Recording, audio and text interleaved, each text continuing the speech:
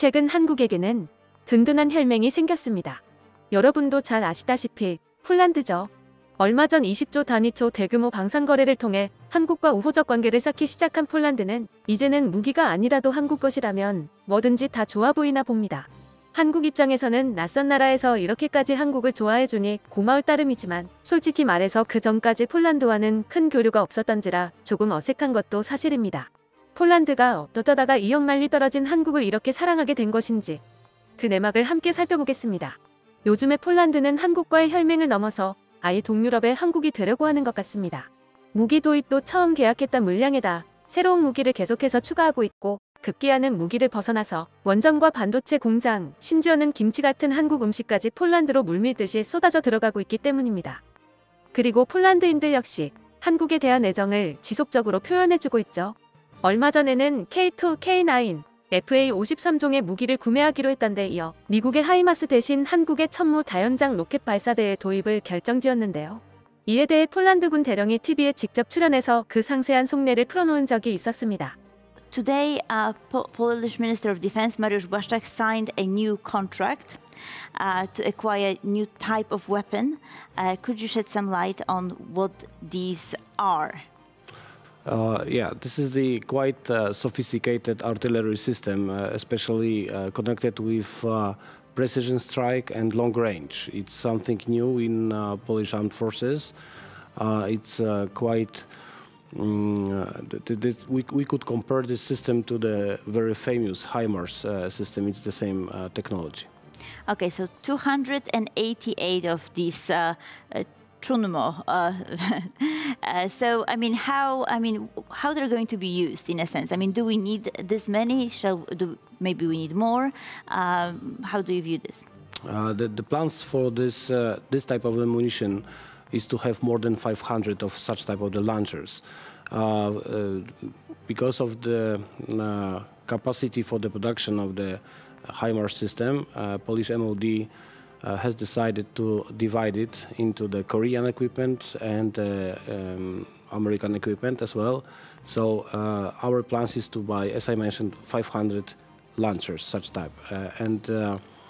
As I mentioned, this is some equipment which could be used for the precision strike. It's dedicated targets to launch missiles from the range 80 to almost 300 kilometers. Okay, so what is on our sort of to-buy list moving forward? Yeah, the list of wishes is quite long. But right now we are taking some experience from the Ukrainian conflict, and as we can see, the most important thing is the most important weapon is artillery, especially long range, and this is like the Chunmo launchers and the missiles is to engage the command control centers on our enemy's side. So it's not like from the Second World War that we need to send so many missiles somewhere. This is quite precision missiles which can hit the target with the tolerance of a couple meters only. Mm-hmm. But I mean, we actually decided to choose Korea, South Korea of all places. Why this country? I mean, why their equipment? First of all, Korea has quite good experience, quite good and very advanced equipment. So this is the first reason, and this equipment is very similar to the NATO requirements, even if South Korea is not in the NATO member. This is the first reason. The second one is that the time of deliveries. Usually it's not that we can go to the shop with armament and buy some of them. From the contract signature to the first deliveries, especially for the quite complicated systems, it takes 3 to 5 years. As you know, we cannot wait so long. So that was the decision to look for the other market than the European or the American market for the acquisition of the equipment, of the armament systems. 그리고 이 방송이 나가는 동안에도 폴란드에서는 한국산 명품 장갑차 레드백의 실험이 진행되고 있었는데요. 실물을 가져가서 현역 병사들에게 모의 작전 실험을 했을 만큼 폴란드는 레드백 역시 장바구니에 넣을 속셈으로 보입니다. 얼마 전 이날 실험에서 레드백을 폴란드 군인들이 실전 체험한 내용을 담은 영상이 공개되었습니다. 폴란드 일간지 WNP에 따르면 이날 시연에는 실제 레드백이 폴란드에 도입될 경우 직접 운용하게 될 육군 제18 기계와 사단 병사들이 참여했다고 하는데요. 영상에는 개인 화기로 무장한 폴란드 보병이 레드백에 실제로 탑승해 모의 작전을 수행하는 장면이 담겼습니다. 폴란드군 스타니크 중령은 WNP와의 인터뷰에서 기계와 부대 입장에서 봤을 때 레드백의 수준은 충격적이라 말하며 현재 운용 중인 BWP-1 보병 장갑차에 비해 기술적으로 50년은 앞서 있다는 솔직한 평을 남겼습니다. 부사관 로베르트 카라우다 역시 내부에 장착된 화면과 카메라 성능을 통해 외부 전장의 모습을 쉽게 볼 수 있고 식별된 적군에게 포격을 가하는 것 역시 자연스러웠기에 성능에 매우 만족한다는 평가를 내렸죠. 이들이 더더욱 레드백을 환영했던 이유는 또 있는데요. 한국 방산의 VIP 고객이 된 폴란드를 위해 한국이 폴란드 사정에 잘 맞는 파생형을 제안해줬기 때문입니다. 한화디펜스가 폴란드산 차기 장갑차인 보르숙에 도입된 무인 포탑 ZSSW-30을 레드백에 탑재해줄 수 있다는 선택지를 제안한 것인데요. 이부원 한화디펜스 해외사업본부장은 폴란드 현지 매체인 디펜스24와의 인터뷰에서 폴란드형 레드백에 ZSSW-30 포탑을 탑재하는 방안과 관련 HSW와 협상을 시작했다고 밝히며 폴란드형 레드백의 탄생을 예고했습니다. 예전 K9 자주포를 수출할 당시 K9의 차체에 폴란드가 현지 생산한 포탑을 적용해 AHS 크라브라는 파생형을 만들었던 전례가 있기에 한화디펜스는 무리 없이 폴란드의 요구 조건을 맞춰줄 수 있는 상황. 현지 방산업체와 협업을 통해 방산산업 파일을 완전 독점하지 않고 같이 나누겠다는 의사를 드러내며 폴란드에게 확실한 믿음을 심어주었죠. 한국의 서비스에 반한 폴란드는 이제 도리어 본인들이 한국에게 더 잘해주기 시작했습니다. 방산협력 관련해서만도 전차와 자주포의 유럽 생산기지 역할을 자처하며 파일럿 학교까지 유치했습니다.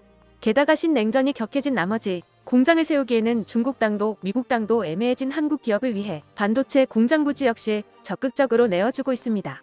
최근에는 심지어 승산이 전혀 없어 보이던 원전 수주전에서도 명백하게 한국의 편의를 봐주기까지 했습니다. 폴란드 정부 주도 원전 6기 관련 미국 웨스팅하우스의 수주전 승리가 확실해지자 별개의 민간 주도 원전을 한국에 맡겼고 웨스팅하우스가 따낸 원전 역시 시공은 한국이 하게 될 가능성이 높습니다. 이는 한국과의 방산 협력의 성과를 감안한 것이 확실했고 방산으로 물꼬가 뚫린 두 나라 간의 교류가 경제 전반으로 확산되고 있다는 증거였습니다. 심지어는 이제 한국 식품 기업과 합작해서 2,000평 규모 김치 공장까지 세우겠다고 나섰는데요. 이곳 역시 폴란드뿐만이 아니라 네덜란드, 영국 등 유럽 김치 시장 개척의 전초기지로 삼기 위해 지어진다고 합니다. 폴란드가 이렇게 당최 꿈인지 생시인지 알 수가 없는 애정을 한국에 보내오니 이제 오히려 두 나라가 너무 가까워지는 것을 우려한 제3자 국가들이 딴지를 걸고 있는 수준입니다.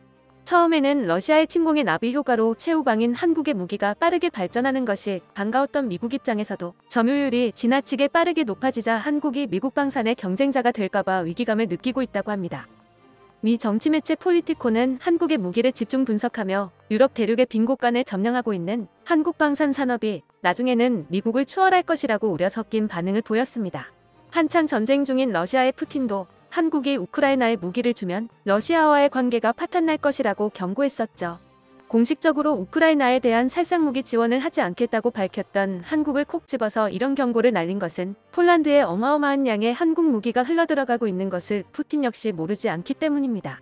주변 강국들이 이렇게 태클을 걸어오는데도 폴란드가 한국에 무한한 신뢰를 보내오는 것은 그들이 한국의 역사와 자신들의 역사를 겹쳐보고 있기 때문입니다.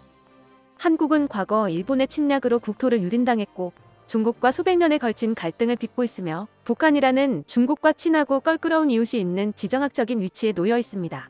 폴란드도 마찬가지로 과거 독일의 침략으로 국토를 유린당했고 러시아와 수백 년에 걸친 갈등을 빚고 있으며 벨라루스라는 러시아 괴뢰국에 가까운 이웃이 있죠. 폴란드가 보기에 동북아 틈바구니에서 홀로 힘겨운 싸움을 하고 있는 한국의 처지는 동유럽의 자신들과 다르지 않았던 것입니다. 실제로 폴란드는 납기 외에도 북한과 중국을 효과적으로 견제하고 있다는 점에서 한국의 무기를 택했다고 말했었죠.